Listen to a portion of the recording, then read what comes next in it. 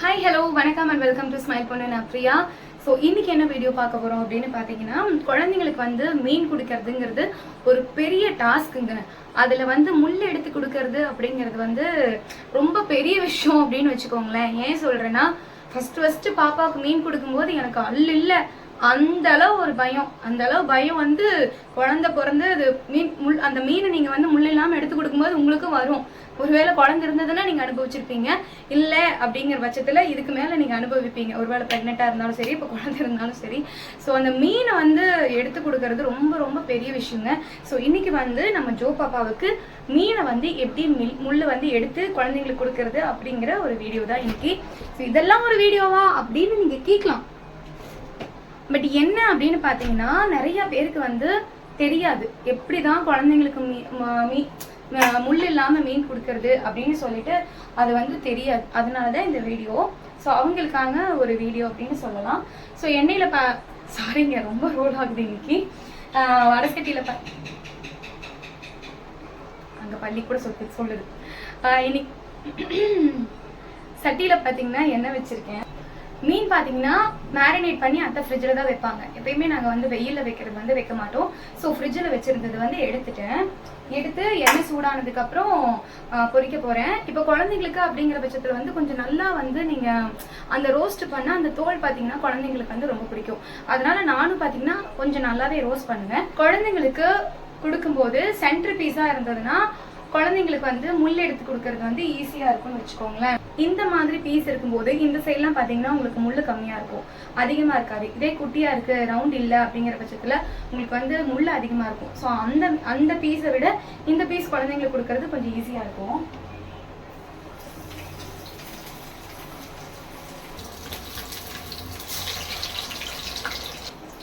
ஒரு டவுட் இருக்குங்க என் ஃபோனில். என்னன்னு பார்த்தீங்கன்னா, இடையில பார்த்தீங்கன்னா ஒரு மாதிரி இப்போ வருது பார்த்தீங்களா, இந்த மாதிரி ஒரு ப்ராப்ளம் வருது.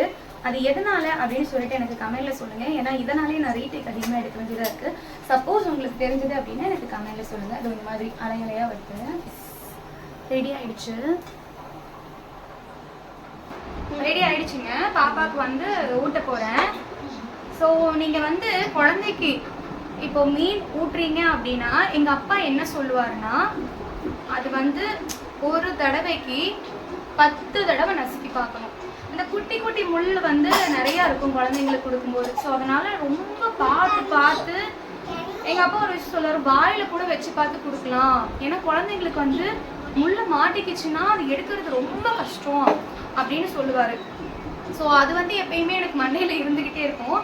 இன்னொன்று வந்து எனக்கு ரொம்ப கசப்பான அனுபவம் ஒன்று இருக்குது. எனக்கு எத்தனை வயசு இருக்கும்னு எல்லாம் ஞாபகம் இல்லைங்க. ஆனால் ஓரளவு எனக்கு விவரம் தெரிஞ்ச வயசு தான். அப்பா ஒரு வாட்டி 6ஆம் மீன் வந்து எடுத்திருந்தாங்க. அந்த 6ஆம் மீனில் வந்து மீன் ஆக்சுவலாக என்னோட தொண்டையில் வந்து சிக்கலை. மீனோட முள் வந்து என்னோட தொண்டையில் வந்து சிக்கலை. ஆனால் என்ன ஆச்சுன்னா, அன்றைக்கி 6ஆம் மீன் தான் எடுத்திருந்தாங்க.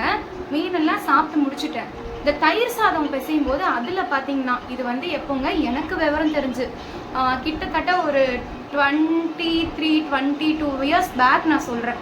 ஸோ மேபி எனக்கு ஒரு 7 வயசு இருந்திருக்கலாம் அப்படிங்கிறதுனால நான் சொல்கிறேன். அப்போ பார்த்தீங்கன்னா தயிர் சாதத்தில் வந்து அந்த தீக்குச்சி வந்து அந்த மர தீக்குச்சி இருக்குது பார்த்தீங்களா, அது வந்து நல்லா போய் இப்படி சிக்கிக்கிச்சு. இந்த மாதிரி இப்படி போய் சிக்கிக்கிச்சு. இப்படி சிக்கிக்கிட்டு நைட் டைம் வந்து நான் சாப்பிட்டு இப்படி சிக்கிக்கிச்சு.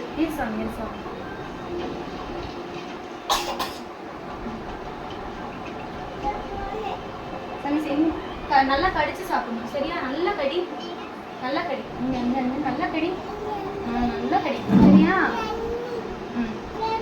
ஸோ இங்கே பார்த்தீங்கன்னா இப்படி நின்றுச்சு. எனக்கு அது ஒன்றுமே பண்ண முடியல. நானும் அப்பா என்னமோ இங்கே முள்ளு மாட்டிக்கிச்சுன்னு அப்பா கிட்ட சொல்லிக்கிட்டே இருக்கேன். எங்கள் அப்பாலாம் ஒன்றுமே பண்ண முடியல.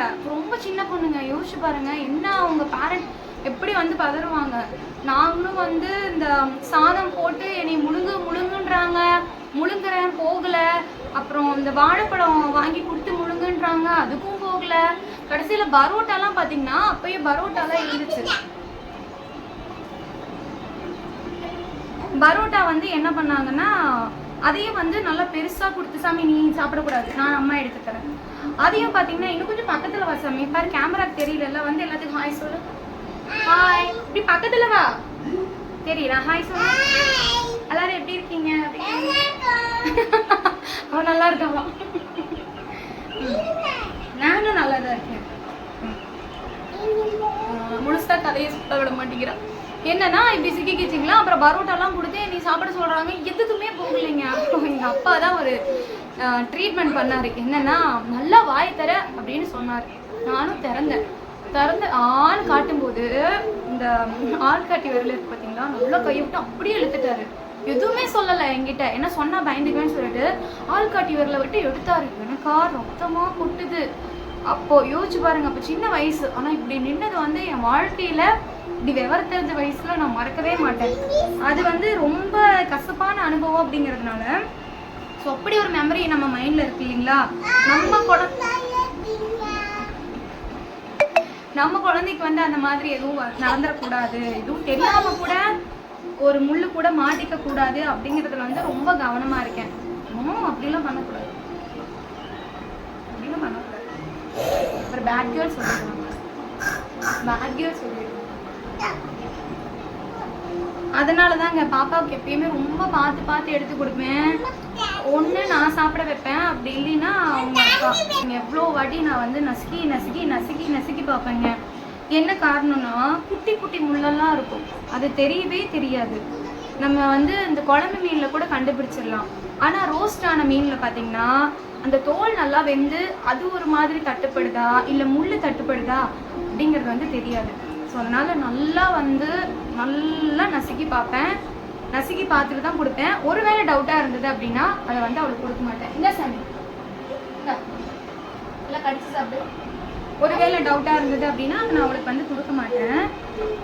குழந்தைக்கு மீன் கொடுக்கும்போது என்னோட சஜஷன் கேட்டிங்கன்னா ஆரா மீன் தான் பெஸ்ட்டு.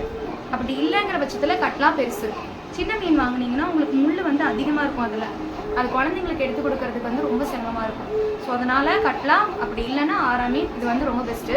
இப்போ குழந்தைங்களுக்கு வந்து எந்த வயசுலேருந்து மீன் கொடுக்கலாம் அப்படின்னு பார்த்தீங்கன்னா, நான் கொடுத்தப்போ பாப்பாவுக்கு வயசு பார்த்தீங்கன்னா 1 வயசு தாண்டினதுக்கு அப்புறம் தான் கொடுத்தேன்.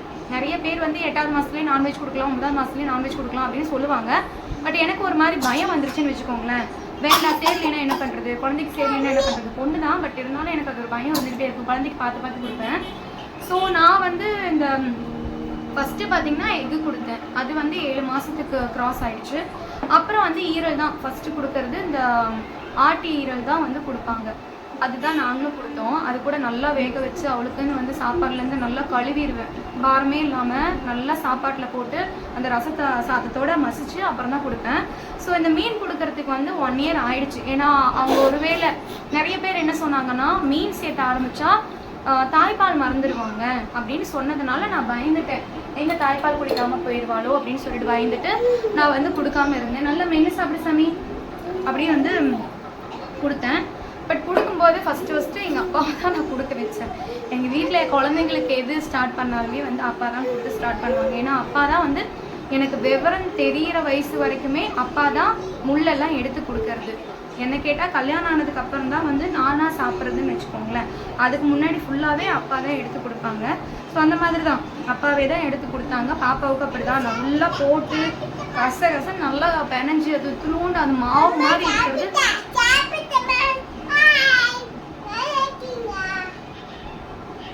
அப்புறம் வந்து கொடுத்தாங்க. ஸோ ஃபஸ்ட்டு வந்து நாங்கள் குழம்பு மீன் தான் கொடுத்தோம். அந்த மாதிரி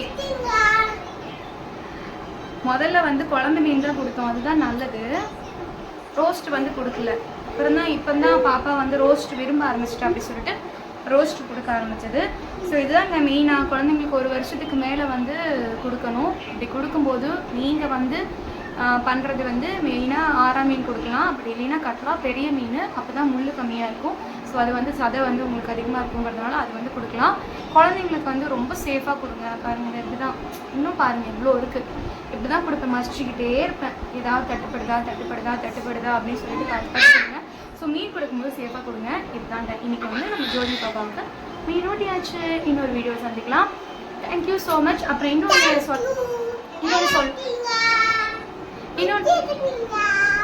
தேங்க்யூ ஸோ மச். சப்ஸ்கிரைப் பண்ணிக்கோங்க. அப்படி சொல்லு. லைக் பண்ணுங்க, ஷேர் பண்ணுங்க. கமெண்ட் பண்ணுங்க, சப்ஸ்கிரைப் பண்ணுங்க. அப்புறம் வந்து கமெண்ட்ல ஒருத்தவங்க சொல்லியிருந்தாங்க, நீங்க போடுங்க சிஸ்டர், நாங்க சப்போர்ட் பண்றோம் அப்படின்னு சொல்லியிருந்தாங்க. ஸோ அவங்களையும் நான் இந்த இடத்துல மென்ஷன் பண்ணிடுறேன். பேர் மறந்துருச்சுங்க, நெக்ஸ்ட் டைம் நான் பேரோட மென்ஷன் பண்றேன். Thank you so much. நீங்க இந்த வார்த்தை சொல்றதே வந்து ரொம்ப ஹாப்பியா இருக்கு. அண்ட் வீடியோ பிடிச்சிருந்ததுன்னா லைக் பண்ணுங்க. அடுத்தடுத்த வீடியோ நம்ம போடலாம். பாய்.